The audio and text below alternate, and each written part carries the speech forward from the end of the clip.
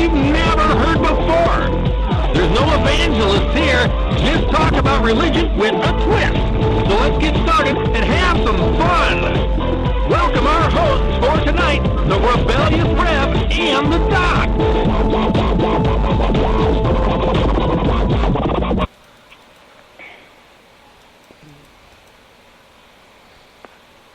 Uh-oh. Who's there? You mean there is no heaven? There is no hell? Heaven? There is no heaven. Heaven. There is no heaven. Heaven. There we There is go. no hell. There is only this world and I think we its should dark hire this guy. reflection. And we do not know in which of the two worlds we are. Good evening. This is the Rebellious Rev. And at my side is Popeye the Cat. Because Mark is broadcasting off-site tonight. That's right. I'm on special assignment. I'm watching the Ranger game. And he's watching the Ranger game, and he's afraid of going out and getting his hair wet. I would say what hair, but you're right. Actually, at the time, it was really raining pretty hard, but now it's just a drizzle. You know, this is nothing. But it was already too late to come over. You know, I wanted to be here for the start of the show, so here I am, folks. And how the Rangers doing? Losing 1-0 at the end of one period. But they still have 40 more minutes to go, so let's keep our fingers crossed. You need more than you... Actually, I'm actually here to loan some religious support. You know, you gave me a few blessings to say, and I said it, and they're losing. What can I tell you? So you're batting 1,000 already, Rev. I'm doing fine. My money's against the Rangers. Oh, well, nice guy. Nice guy, you know. Anyway, here we are, folks. What do you think those prayers I gave you? They're actually warlock prayers. Well, is that it? Oh, okay. All right. Well, then I should have called on my friend, the Wiccan, and had her counter that because she's a witch. Exactly. You know. Anyway.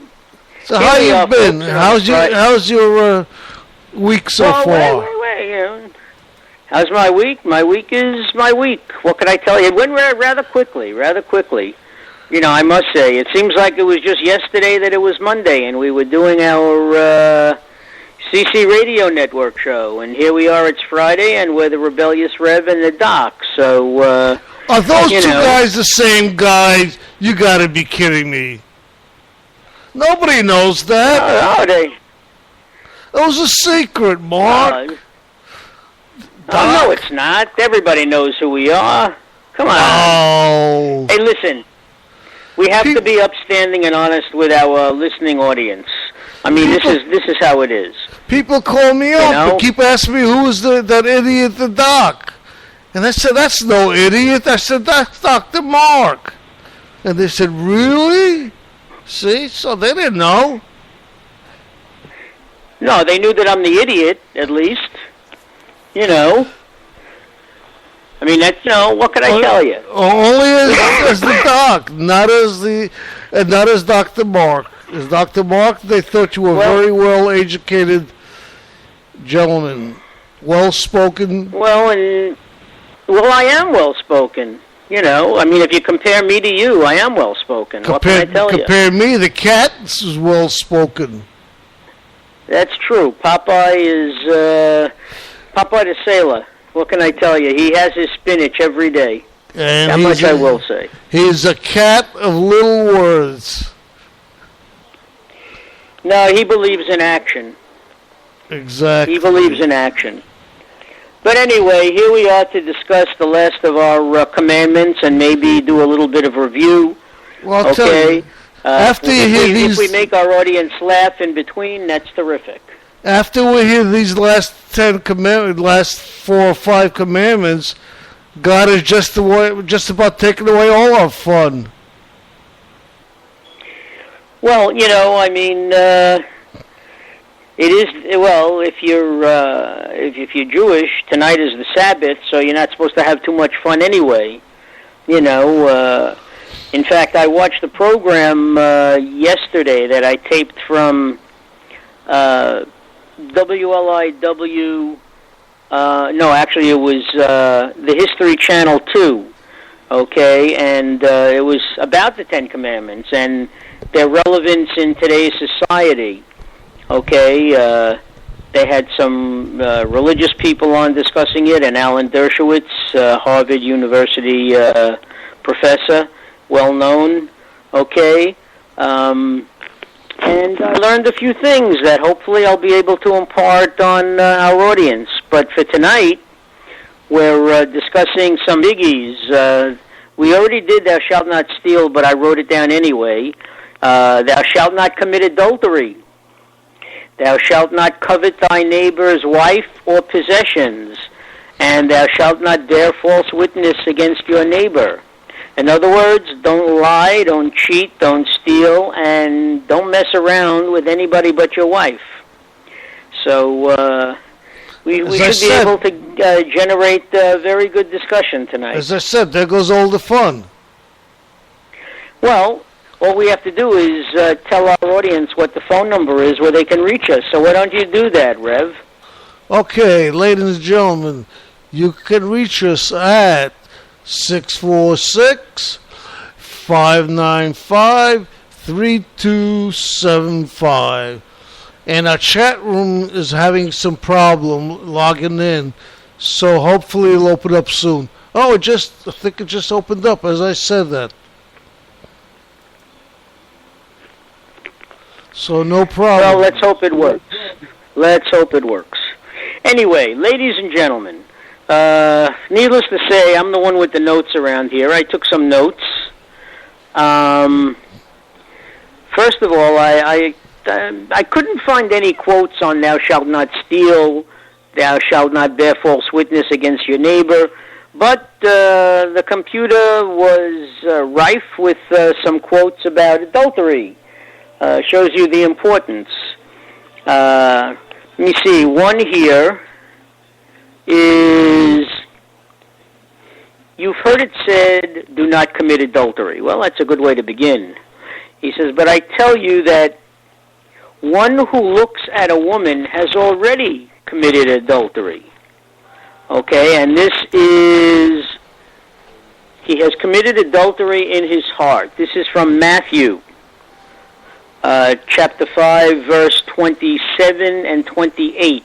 Now, some of you who are as old as I am might remember Jimmy Carter back in 1976, our 39th President of the United States, was doing an interview with Playboy.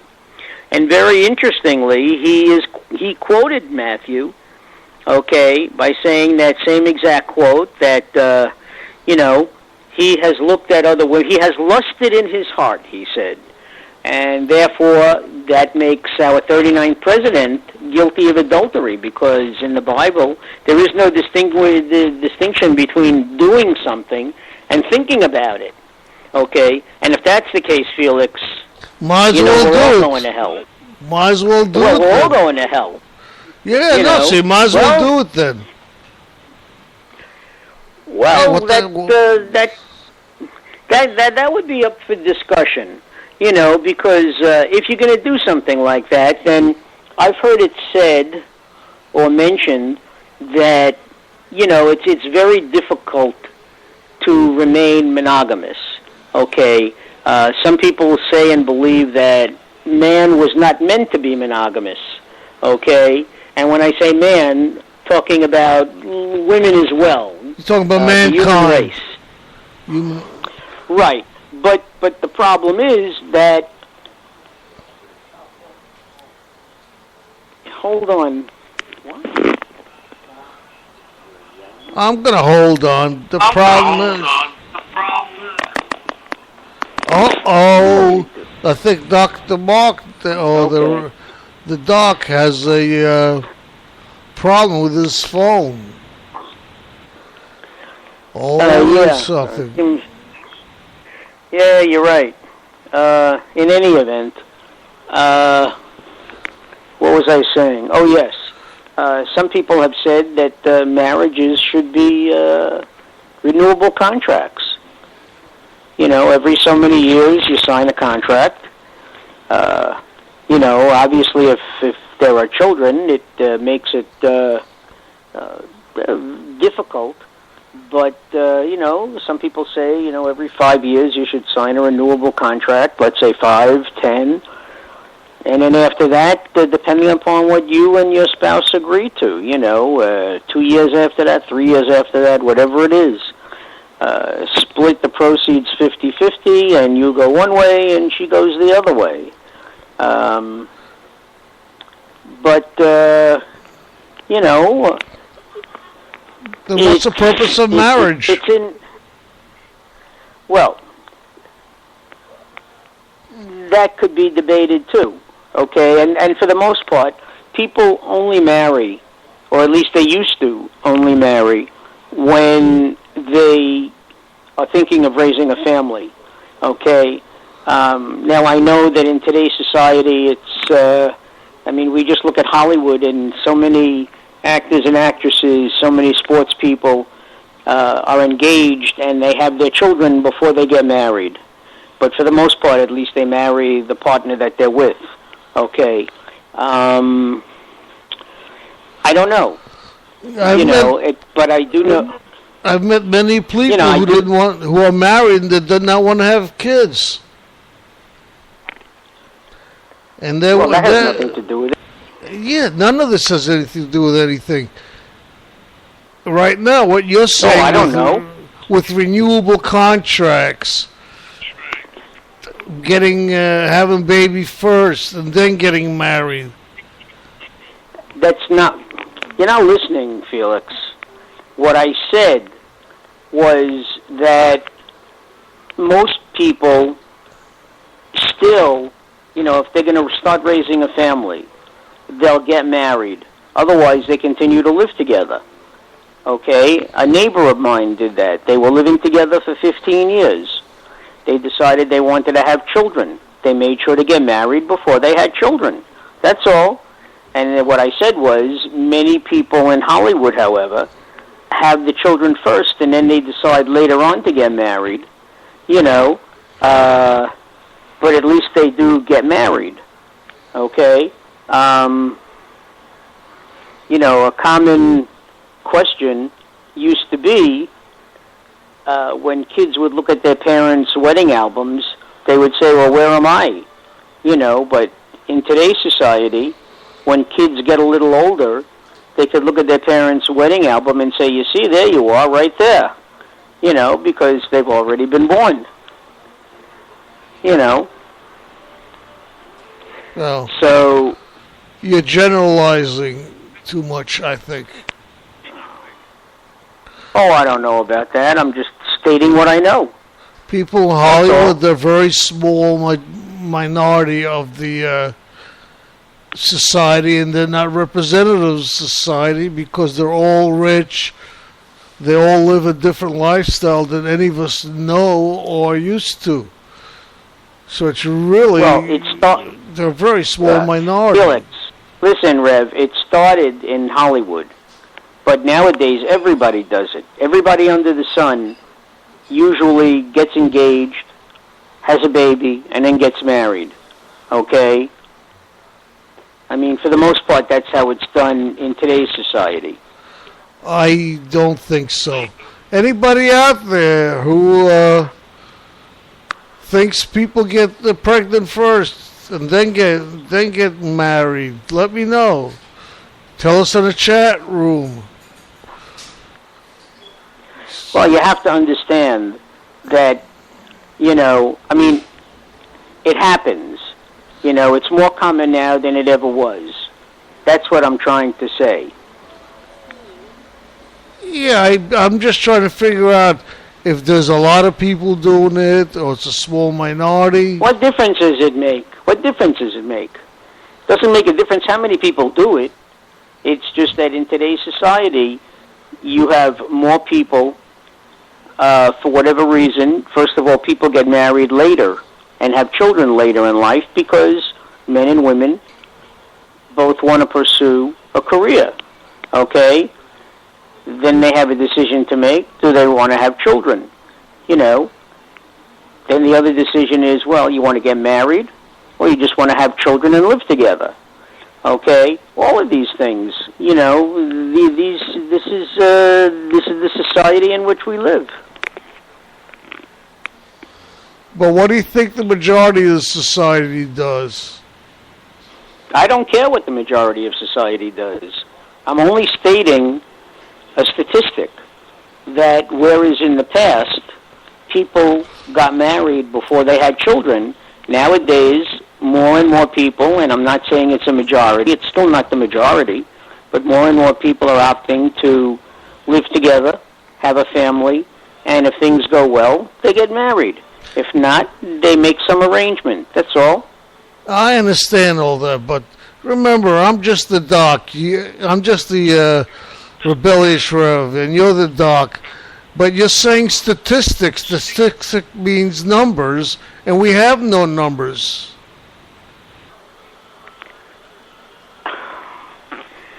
Well, obviously, I'm not going to give you specific numbers. I'm just saying now, as compared to the past, okay? In the past, people tended to get married first. It was very rare that you had someone have a child who wasn't married, and it was frowned upon. And in many cases, the female was ostracized by her family and by friends, considered a loose woman, whatever you want to say. But in today's society, it's become so commonplace that you don't think anything of it. That's true. It's not a... you don't think twice about somebody being gay. It's not a big sin anymore, is what I'm saying. Not. It's not the way it used to be. Not where we live. You go out to down south. You go to the Bible Belt. It's as big a sin as ever. You know. Remember, half of the country. The funny thing is, though, down to, you know, when you talk about the Bible Belt, you know, you learn one thing, but that doesn't necessarily mean that that's how biology tends to work for you, okay? I mean, down south, you still have plenty of women who have children out of wedlock, okay, whether they're with somebody or not. Well, we're generalizing. I wish we had some statistics about these things. We're not supposed to have statistics. Well, we're making comments. We're not supposed to have statistics. We're making comments. Well, if anybody has well, all we ever do is make comments. Yeah. I mean, whenever we give our opinion, it's always my opinion and your opinion, that's all. Exactly, and I'm giving you my opinion. Well, I guarantee you if you go onto Google right now and you Google unwed mothers or out-of-wedlock children, you're going to find that statistics are higher now than they were in the past, okay? And that's what I'm saying. That's all I'm saying. Mm-hmm. Okay. Does that mean you don't want to give you a hard time about it anymore? Yeah. Oh. Take away all my fun? Well, you know, I mean, then you could also say, I mean, we can get into the question of abortion. You know, many educated women, well, I shouldn't say educated. Many women would terminate the pregnancy. Okay? Now, more and more people are letting the pregnancy come to term. If it's a healthy baby, you know, they raise it either with the help of the biological father, or they get married, or they raise it on their own, or they have family support. Their family helps. So you think the abortion rates have been dropping?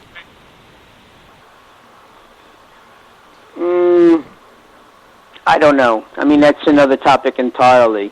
It seems like our Congress is fraught with discussion about that. Should people have abortions? The religious right, of course, is against it. The religious right, you have Orthodox Judaism is against it. It becomes basically, if we're going to discuss abortion, okay, the way I feel about it, it's, a personal decision between a woman and her body and her doctor, okay, and or the person she's with. It's an individual decision. But I mean, it's her body. It's an individual decision. Who are we to say? It's her, it's her body. Who are we to say? Sure. But anyway, well, that was one quote. And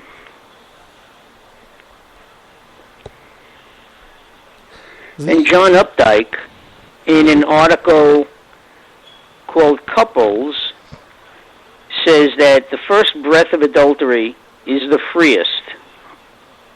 After that, it constraints, it's aping marriage, okay, because what happens is you find that, the adulterous relationship becomes almost like a second marriage. When you think about the problems that, the complaints that you hear from people who readily admit, to be in, the other woman, so to speak, they only get to see the guy certain times. They can't see him all the time. It's almost like the movie Goodfellas.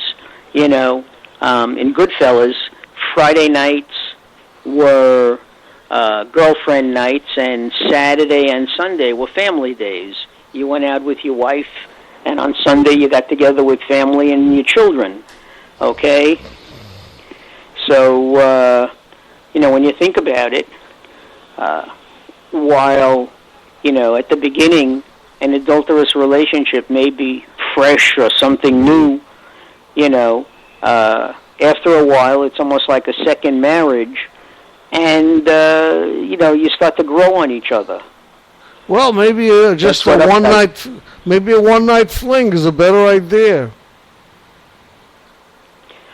Well, then you have, what about people, we could discuss open marriages, where husband, or what they, plural marriages, where you have, not like the old Mormons, where you have sister wives, but you have a man and a woman that are married, and they agree to bring in other people into their marital relationship, okay, be it another woman and another man, and they live that way, or they could just go on and do whatever they want. 1 or 2 nights a week, they just go on their own. Well, but that becomes tough. Well, it's just as tough when you're raising children, okay? The children, if you have the same 4 people, okay, in a relationship, the 4 people, number one, have to be monogamous amongst themselves, okay? Number 2, the children learn to call each one, mom, mommy, daddy, whatever, okay? Because all 4 adults tend to raise the children that are involved. I've never heard of that, really. Yeah, I have. I've seen it on cable. Where else? When they have programs like this. I forgot what the terminology that they use. Okay, very interesting. But you see, that I don't think that's what people consider. I don't think that's what people consider that as being an open marriage. That's not considered an open marriage. I'm pretty sure of that. The terminology might be...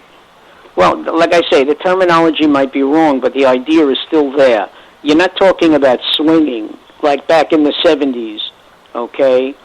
You know, those parties that people used to have where they drop their keys into a bowl, and at the end of the evening, you pick up a set of keys, and you don't necessarily go home with the person you came with, okay?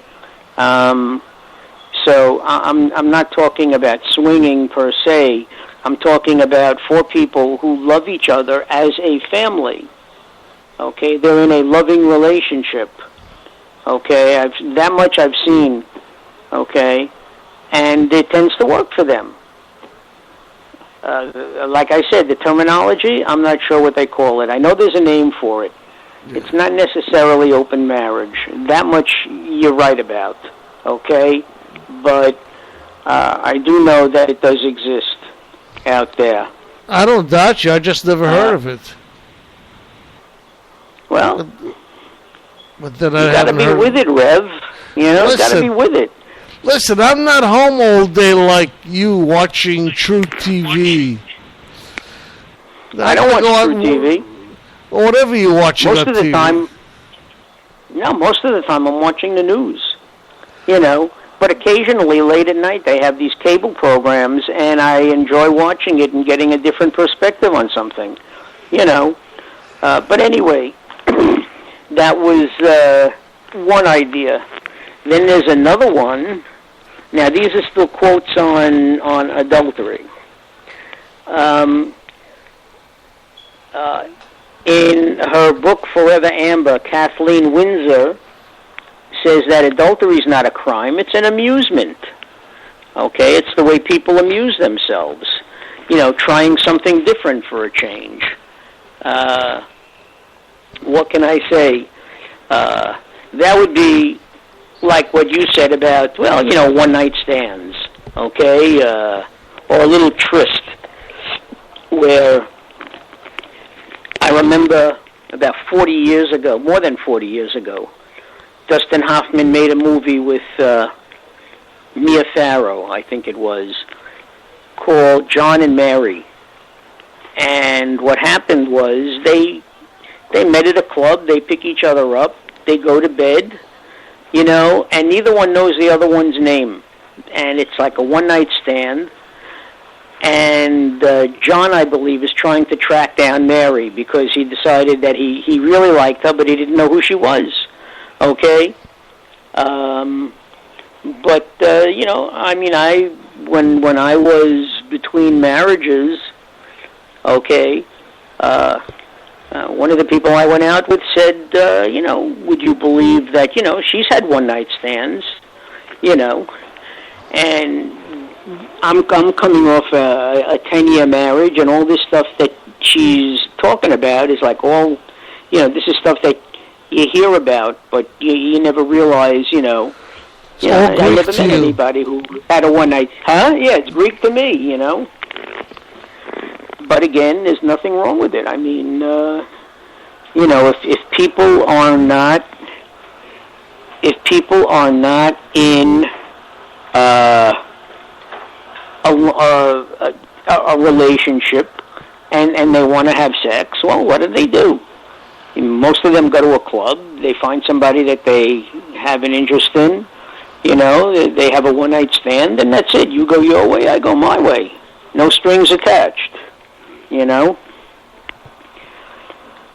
Of course, you have to be careful because there's always the problem of sexually transmitted diseases.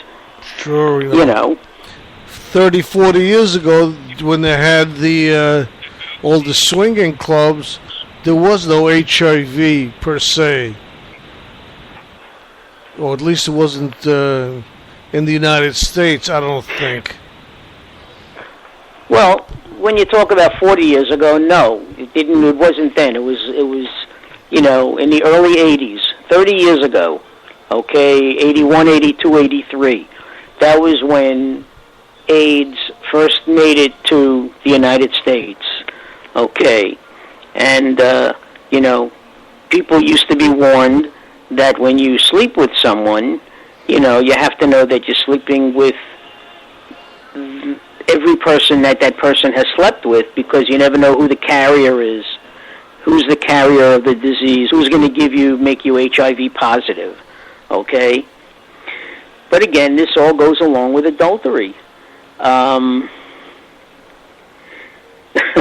You'll enjoy this one, Felix. It has to do with food. This is a quote from Jared Kintz. He says, you talk about adultery. He said, don't go looking for pancakes when you have flapjacks at home. Basically, I think what he's trying to say is, pancakes and flapjacks are synonymous. Okay, it's just a matter of how you look at it. So he's saying, if you're looking for an affair or a one-night stand, the bottom line is you're going to find the only difference is that it seems exciting because it's something new and adventurous. But the bottom line is it's the same thing as what you have at home. Okay, so why bother? Well, I can give you a few reasons, but that's besides the point. Well, when you think about it, the long and short of it is that, an adulterous relationship, the problem, if you were to ask married couples, all right, now I'm not talking about you, I'm not talking about me, but many married couples tend to say that, the marriage becomes boring after a while. Okay, there's no excitement. Now, back in the 70s, that's when people said, that's when swinging came about, Well, do something like that. It's something different. It spices up the marriage. You're not really cheating because you're doing it, your wife knows you're doing it, or if from the wife's point of view, she knows that her husband knows she's doing it, And then again, it goes along with that first statement that we said, where, if you put yourself in a long-term adulterous relationship, it's like being married a second time and, having two families, and you find that the mistress wants just what the wife wants, So what does that mean? Does that mean that you find a third woman to carry on with? Or if you're a woman, does that mean that you carry on with another man? Since it works both ways, let's see what else we have here. Okay. That one was from Jimmy Carter. I think we have, one or two left. Thou shalt not. No. Here's one. Ellen Hildebrand. Now, when you think about this one makes complete sense. The only thing worse than guilt, talking about adultery, was the fear of getting caught. Okay? And you could discuss that. You think about when, before you got married. Okay? Think about what it was like to, sneak around with your girlfriend to do whatever you wanted to do, okay? Once you're married, you don't have to sneak around anymore. And but while you're single and you're doing it, there's always the fear of getting caught by her parents or your parents, okay? And then you think of the song from the 60s, The Thrill Is Gone,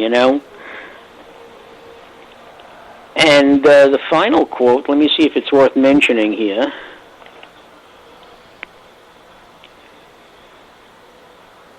When adultery occurs, 3 of the 10 commandments are broken.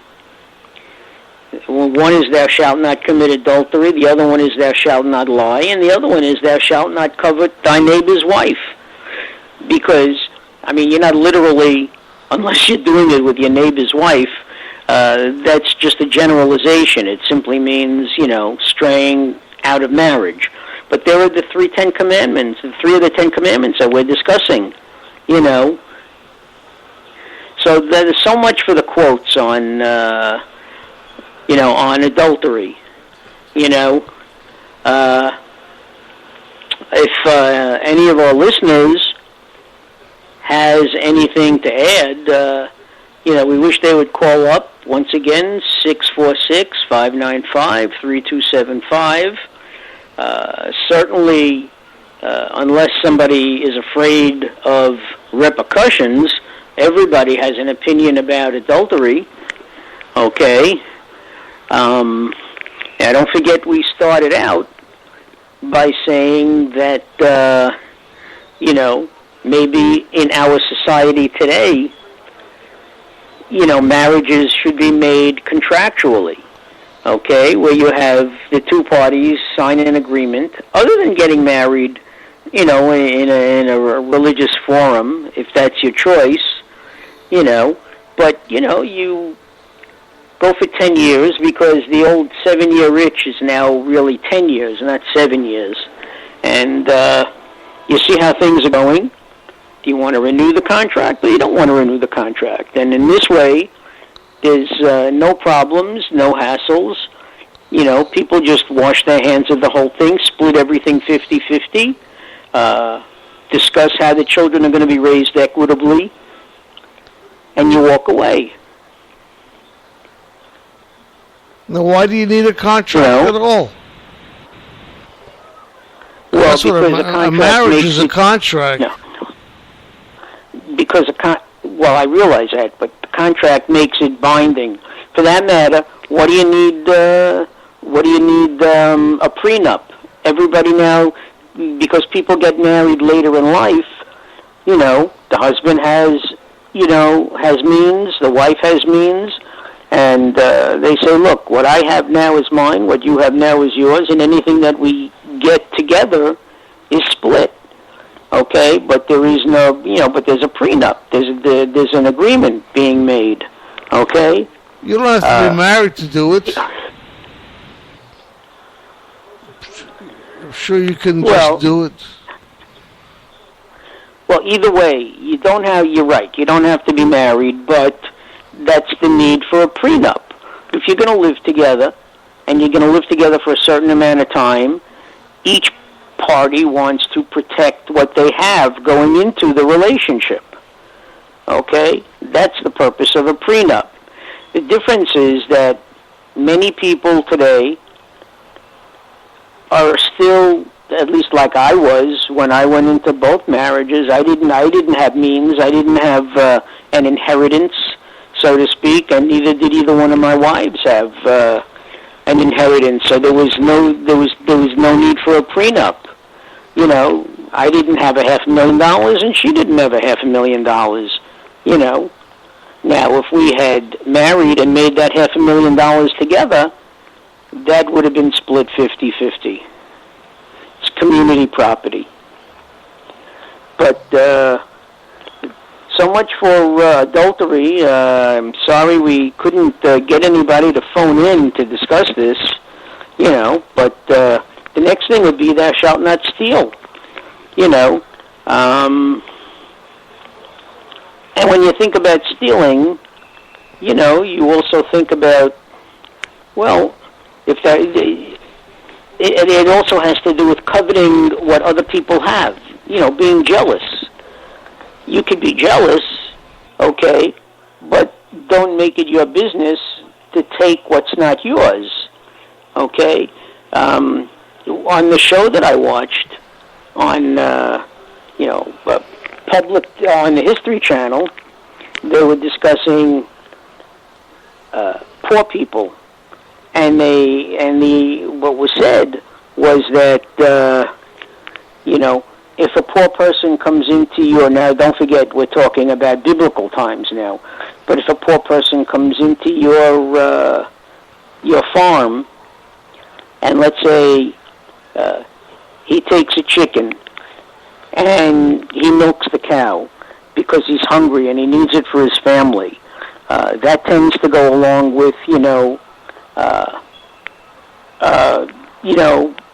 helping others and everything, you know. It becomes stealing when you want to take something with you.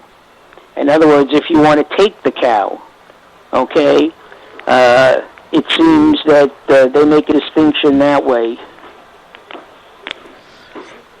Yeah, but the farmers don't. Yeah, sure, Ellen.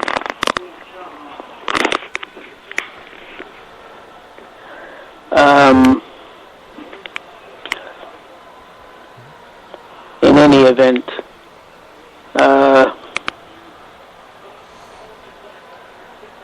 that becomes stealing already. So I guess in today's society, if you had a bodega and somebody comes in because they're hungry and they take something to eat and they eat it while they're in the store, that's one thing. But if they take it out, that becomes stealing. It's stealing either way. It's stealing either way. Well, not according to the Ten Commandments, not according to the way it was interpreted back then, originally. I'm saying now...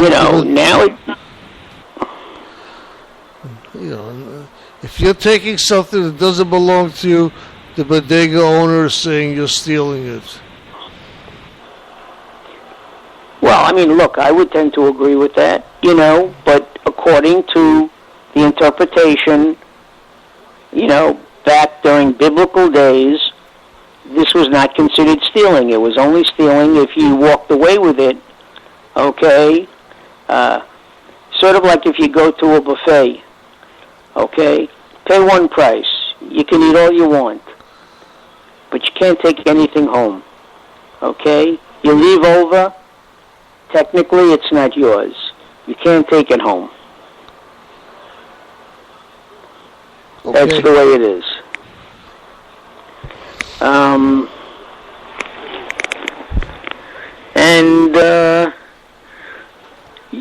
Again, coveting,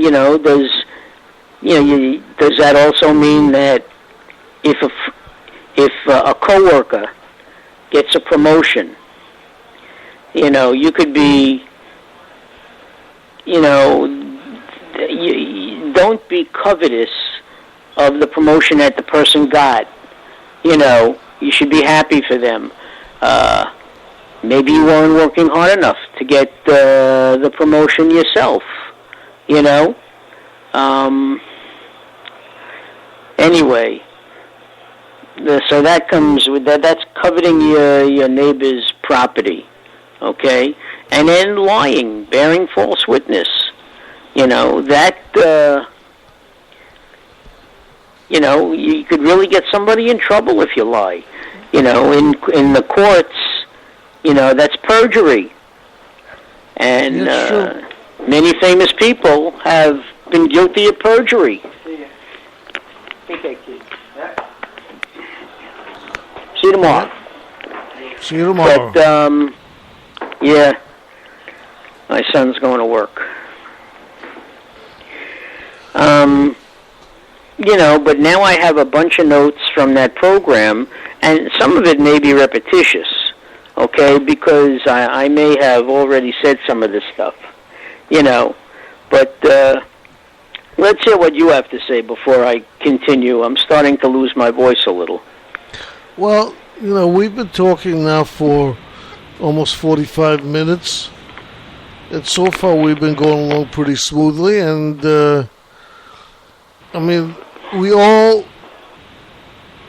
I'm sure we all have broken one of the Ten Commandments by saying, God damn it, we all broken the commandment. Well, Jesus Christ.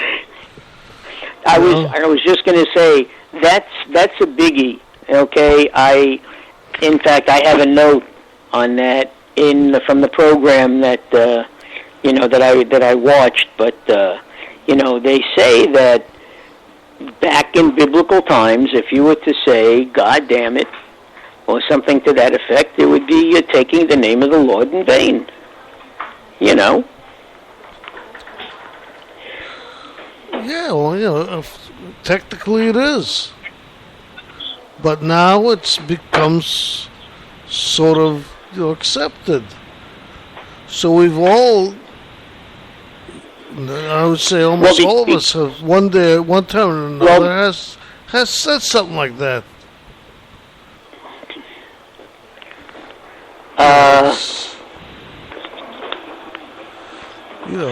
Well, because back then, okay,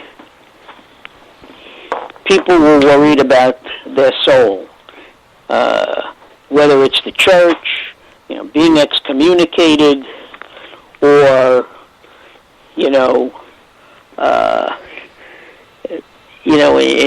the Massachusetts Bay Colony, because they use that a lot as an example.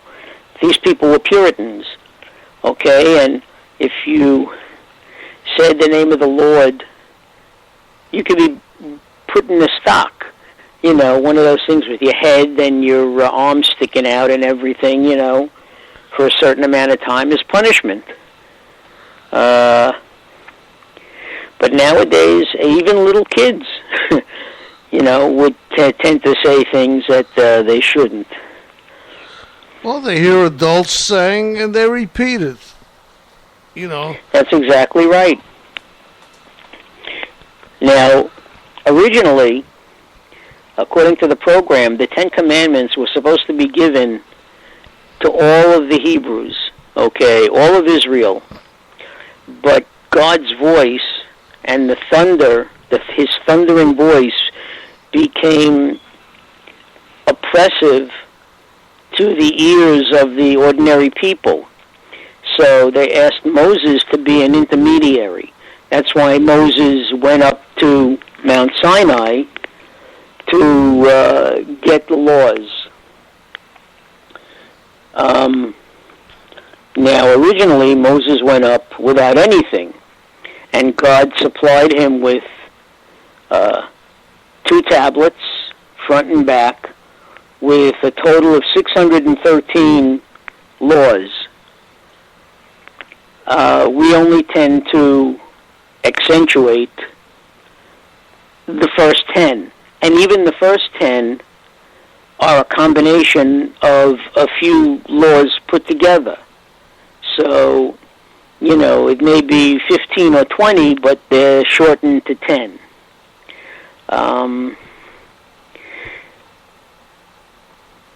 Now, if you recall, when Moses comes down from Mount Sinai, the Hebrews have made themselves, they've already broken one of the commandments, about graven images, because they make a golden calf. And Moses gets very angry, and he destroys the 10 Commandments, says that the people are not ready to accept God's laws. And when he goes up again, he takes 2 blank tablets with him, and that's sort of what you see if you watch the movie The 10 Commandments. The lightning strikes the tablets and burned into the tablets in, I believe it's Aramaic. Okay, it's not Hebrew. Are God's laws. Okay? But it wasn't until 2,000 years later, in 1135 in Spain, Maimonides was the first one to actually write down the laws. Before they were, on the tablets, but, the Holy Covenant, the covenant was lost, if you recall, when the temple was destroyed. So nobody knows where it is unless you're an Indiana Jones fan, and you know that the government is taking good care of it in one of their big warehouses. And if you watch Warehouse 13 on Sci-Fi, it's probably in there somewhere, under lock and key. The 10 Commandments inside the covenant. Anyway, that's just an aside.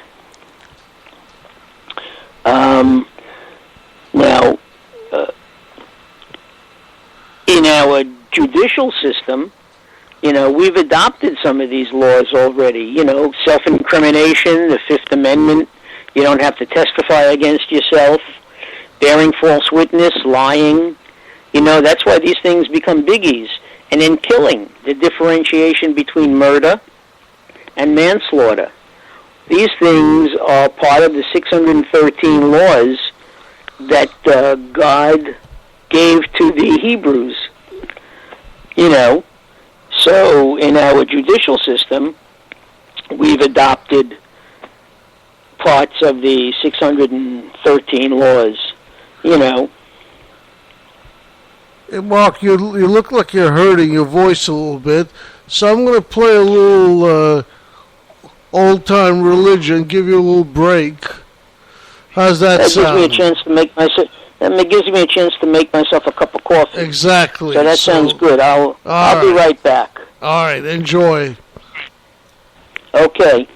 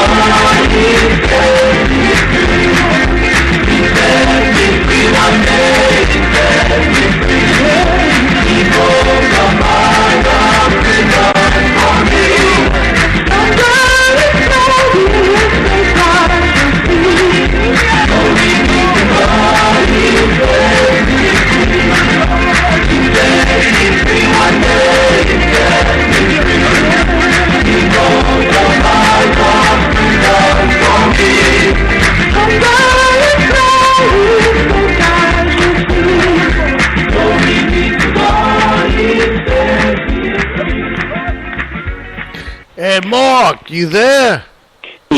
Yes, I am. And what do you say then? Let's hear a big... Amen. Amen. Amen. Can I get an amen? That's right. Mark has been telling me we should be saying that at the end of this song. And you know what? Amen. I agree. I wish we had that song. You know? Well, amen. Amen.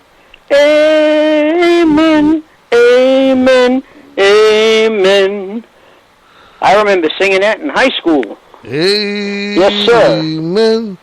Yes, sir. Anyway, I think it's getting. You think maybe we should remind people what the number is again? You know. Okay, the number is 646-595-3275. Yes, Can you tell that we're getting? Can you tell we're getting bored here? Well, no, it's coming to the witching an hour. We've been broadcasting almost an hour, and if we get no callers, we usually end the show within an hour or so. So we're right on schedule. Well, there are a few more things I just want to, impart to our listening audience of one or two people. Those that are too shy to call up. But don't forget all the people that listen to us afterwards on the blog. That's where our audience is. I realize, but that's of no consequence to us now because they're not going to be calling up. They'll be listening hopefully, but in the Christian version of the Ten Commandments, there is a little bit of difference in the language. For example, Christians did not believe in slavery. So when you talk about coveting your neighbor's possessions, in the Old Testament, the Ten Commandments of Exodus, they talk about slaves, property. They become property. But in the New Testament, slaves really are not slaves, but simply people who work for you. Okay? So in other words, the people who work for you, Reverend, in your daily business would be considered your slaves according to Exodus, but according to the New Testament and the Christian Bible, okay, they would be your workers, which is what they are anyway. Yeah. But all of the Ten Commandments begin with, "Thou shalt have no other God but me." God is strutting his stuff, and he's telling people, listen, I'm God Almighty, and if you have any other gods, that's wrong. Now, it's that way in Exodus, it's that way in the Christian Bible, and it's that way in the Quran. But then the next commandment, which is thou shalt make no graven images, that stands pat in Exodus and in the Quran.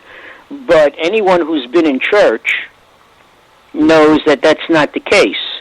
Because if you go into a Catholic church, you have Jesus on the cross, you have the Virgin Mary, and every saint has a statue to him or her. Now, according to the Jewish religion, that would be making a graven image. Okay? So you wouldn't find that in a synagogue. There are no paintings of a religious nature. Okay, because it breaks the second commandment. Now, how's the second commandment written in the new version? Well, no, it's written the same way, but the Catholic religion takes, I guess, poetic license. You're not worshiping the saints, Okay, you're adoring them, so to speak, holding them in great esteem. Not being Catholic, I really do not know. That's more your thing than mine, Rev. So I would defer to you. Well, I actually think that's breaking one of the Ten Commandments, as an as an according to Jesus. Excuse me. According to Jesus, the second commandment. Jesus said you should love God, and the second commandment is to love one another as I have loved you. Okay, so that's how they get around the second commandment. If you recall, this is one of the things that Jesus says to the disciples. You know, when I send you out to preach the gospel, you are, to love one another as I have loved you. Okay, now obviously he is not talking about physical love. He's talking about love for the person. Okay, love for the soul. Mm-hmm. But once again, if you ever are in a mosque or if you pick up a westernized version of the Quran, you're not going to find any pictures. Okay? In fact,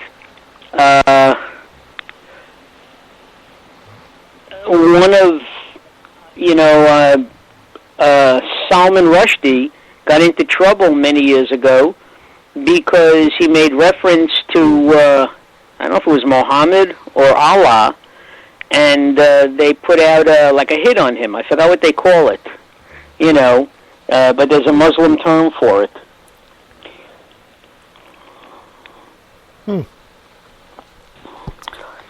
Well, and just a couple of years ago, one of the British tabloids or something drew a picture of Muhammad, and that was a no-no. So there was a lot of uprising, in England at that time. yeah. Of course, and then you have Martin Luther. Martin Luther started Protestantism, and Martin Luther went back to the whole thing of the purity of the church. He took down all the graven images. He said that all that gold and stuff was a sign of corruption. That churches should be very simple. The only thing you really need is a crucifix, and that's it. I agree with him. I think you don't need anything. I think you can pray from your home. Martin Luther said that basically the scriptures themselves were enough to live by. You didn't have to have images of the saints or images of the Virgin Mary. Well, first of all, I don't think Protestantism recognizes the Virgin Mary anyway as being a virgin, but that's for another show. I think we've touched on that in the past anyway. Well, listen, and if you live by the Ten Commandments, you're a good person, no doubt about it. Okay. Well, we all try to adhere to as many of the Ten Commandments as we can. Just be glad that we live in the age in which we do, because if we had lived 2,000 years ago or before, some of the commandments that we were to break could cost us our lives. Yeah. And even an atheist can live and at least keep 8 of the 10 commandments without. Well, they may not believe in God, or taking the name of God in vain because they don't believe there is a God. But certainly, as far as business goes, bearing false witness and lying against somebody, stealing, committing adultery. Okay, these are all things to live by. Exactly. So say 8 of the 10 commandments By the way, Felix, or I should say Rev, do you know who, I'm sure you've heard that Michelle Bachmann from Minnesota said that the Bible was written in English. Do you recall that? Well, I've heard you say it. I never heard her say it. So I'll recall that you've said it before. Well, I have to tell you, the Bible was originally written in Aramaic. The Christians, the priests, and the scribes rewrote it in Latin. Still, nobody could understand it. Okay? Of course, we have the Hebrew Bible in Hebrew. But it was Henry VIII who ordered that the Bible, the Gutenberg Bible, be mass-produced and written in English so that everybody could read it. Because, don't forget, Henry VIII was breaking away from... He was forming his own religion in the Church of England because the Catholic Church would not grant him a divorce from Anne Boleyn. He wanted to marry again, and they wouldn't grant him a decree of divorce against Anne Boleyn. So he broke away, formed his own church with the Archbishop of Canterbury as the head, and in essence, the Archbishop of Canterbury granted him a divorce from Anne Boleyn so he could remarry. Okay, but that was the first Bible written in English, so that now everybody could partake in Sunday services and understand, because the services now could be read in English and done in English rather than in Latin. So it made people feel like they were part of the religion. They even do that in the Jewish religions. A lot is now written in Hebrew. I mean, in English. Oh, sure. Well, if you go to an Orthodox service, the siddur that they use, the siddurim, okay, are all in Hebrew. Okay. If you go to a conservative synagogue, they will have it in Hebrew and English. And if you go to a Reformed synagogue, they have it more in English and very little in Hebrew. Okay, because it's amazing. Hey, listen, I have to tell you, I was an honor student in Hebrew school as a kid growing up. Right now, unless it was written phonetically, I don't know if I could read, some of the prayers I know because I know them from rote. Going to Saturday services as a kid, they're like drilled into my head, okay? And if I hear, in a synagogue, if I hear somebody start to sing or chant, I remember it, and I can say it from rote. But otherwise, if I had to read 10 pages of Hebrew, I don't think I could do it. It's not something that I do every day.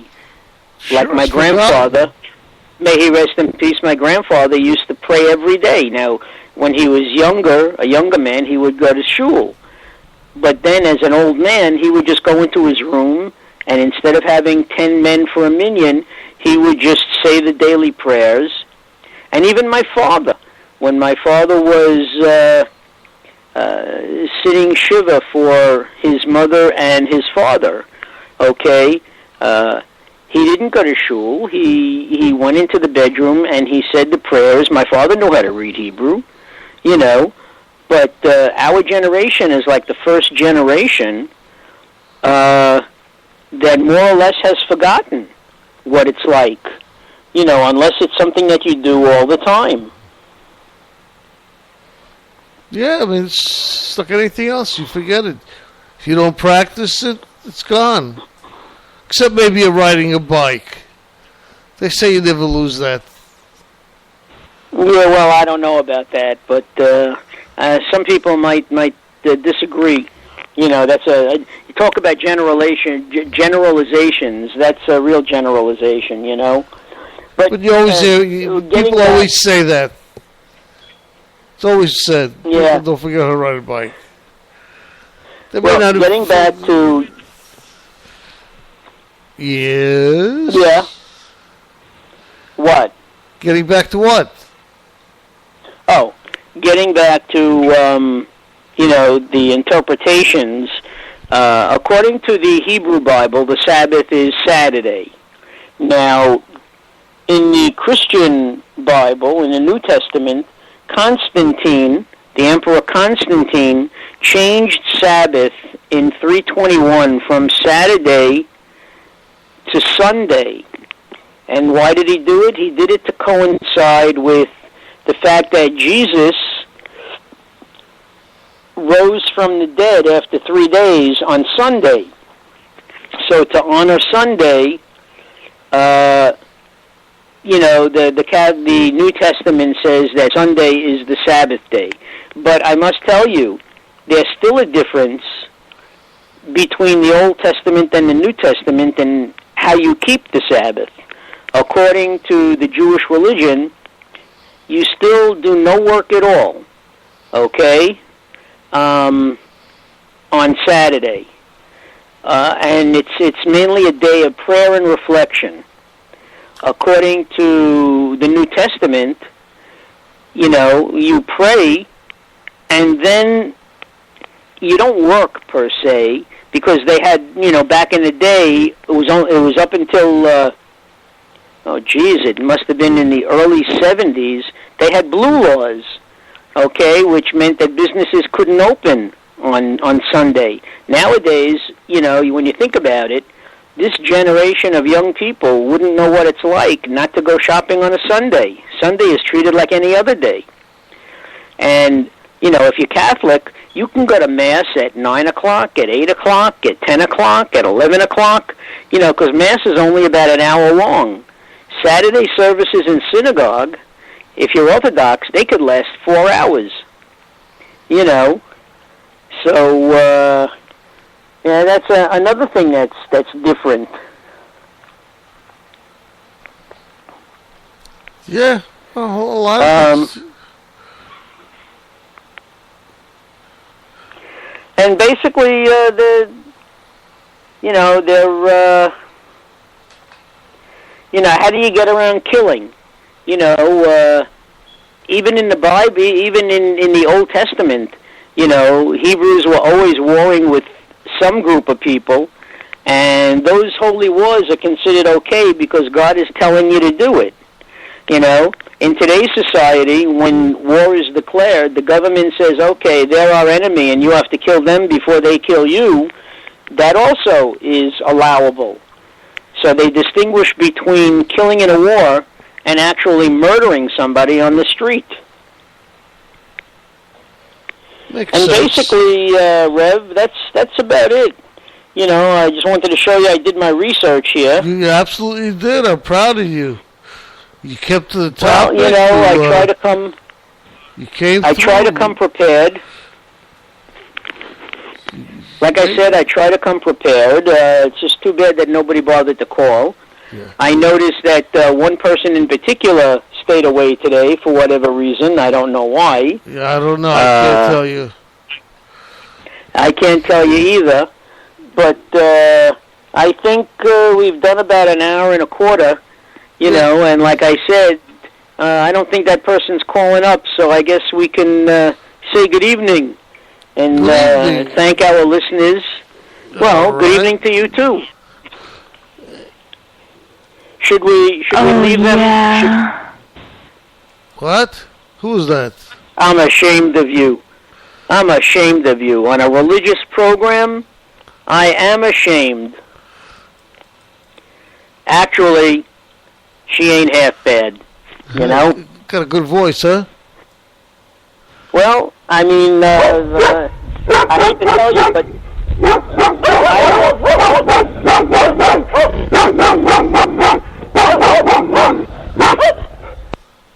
well, after listening to her, I've already committed adultery in my heart. What could I tell you? Exactly.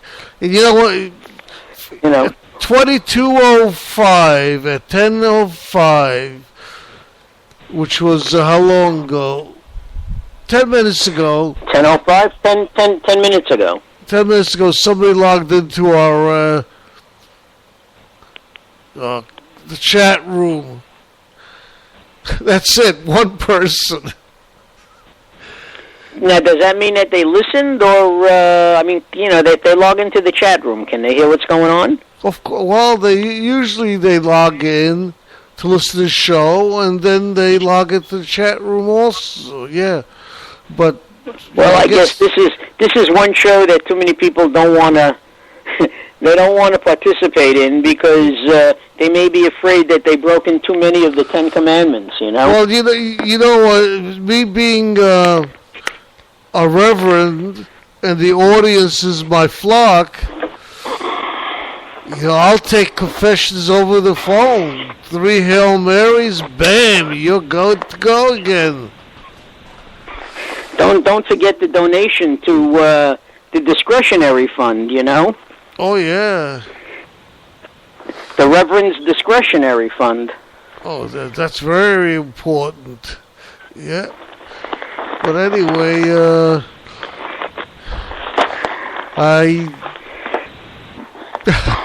I'm looking, it's like, and I want to say something to the guy in the chat room, but I don't think I really should at this point. No. We don't want to generate a discussion right now. No. I think all we want to do is get off the...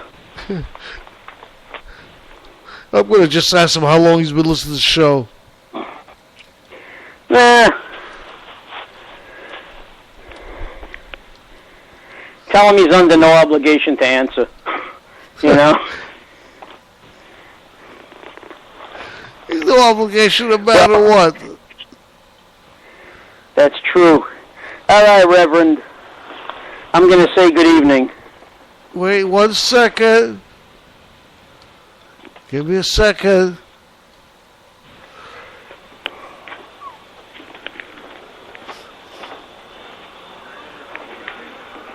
All right, hopefully they can read what I'm saying. Anyway, I figure when we actually terminate the show tonight, we're going to go play that little bit of Give Us Our Daily Bread. The one that you dislike so much. Well, if you're going to do that, I am going to sign off right now. Since I'm at home, I can do that. No, I'm saying when we're ready to go, I'll just turn it on, and we'll finish both the shows with that. And I want to. Well, I'm ready. I'm ready to go now. You are. I want to thank everybody who's listening to us tonight, both on Blog Talk Radio and Spreaker. I hope you had a good time. I hope you enjoyed listening to Mark, or I should say the Doc, who gave us a lot of interesting points tonight, and tolerating some of my hard time that I gave him. True, but I remembered that you said, if nobody else calls up, many times you have to play devil's advocate just to keep the conversation going. You have to, and if that's the case, I want to remind everybody about Monday's show. Okay, it's the CC Radio Network, our coffee club. Okay, topic to be decided by Felix and myself. It's, as they say, TBA, to be announced. That's right. And our discussion of the 10 Commandments is, at least for the most part, over with now. We will find some other religious topic to discuss for next Friday. But right now, our primary concern is getting a topic for Monday. All right, if anybody has the ideas, they can always just email us at info at ccradionetwork.com. All right, this will be the end of our show. We're going to put on the last song for the night. And with that, Doc, I bid you good night. All right. Good night, and thank you. Thank you.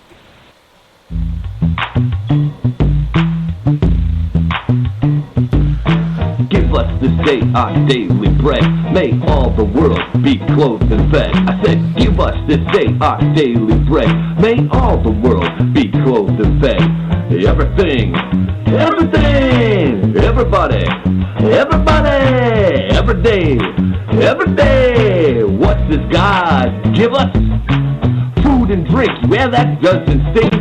Clothes and shoes, yeah, that's good news. Home and house, even for this mouse. Animals and money, yeah, bees and honey. What does God give us? Land and goods, up in the hood. Peace and health, take care of yourself. Sun and snow makes the plants grow. Rest and love from God above. Woo! Yeah! Give us this day our daily bread. May all the world be clothed and fed. I said, give us this day our daily bread. May all the world be clothed and fed. Everything, everything, everybody, everybody, every day. What does God give us? Neighbors in church won't leave you in the lurch. Family and friends with you till the end. Jobs and school, our God rules. Business and government. Let's time for a breakdown. Come on with me now. Okay, let's do it. We don't always appreciate all the blessing we receive from God through businesses and government. Sometimes it is easy to condemn these institutions and forget that God is today using them to protect us and give us what we need. So these are imperfect human organizations run by humans who make mistakes. That's right. We need.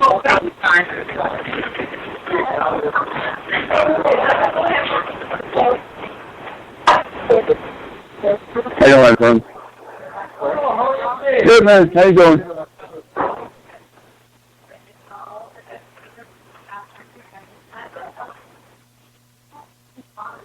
Hello?